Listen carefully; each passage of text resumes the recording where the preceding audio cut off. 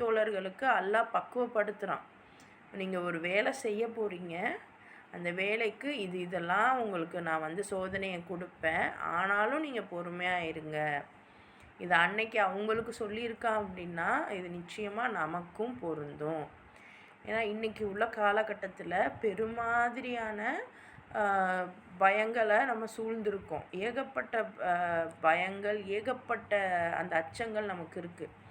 என்னடா இந்தியாவில் எப்படி சொல்கிறாங்களே, இந்தியாவை விட நம்ம இஸ்லாமிய நாடுகளில் இதை விட மோசமான சூழலாக இருக்குது. எனக்கு ஒவ்வொரு நாளுமே பேசுகிறதுக்கு நம்ம இப்போ பேசி நம்ம அப்லோட் பண்ணுறோமே, இதுக்கு என்ன வரப்போகுது அப்படின்னு பயம் எனக்கும் இருக்குது.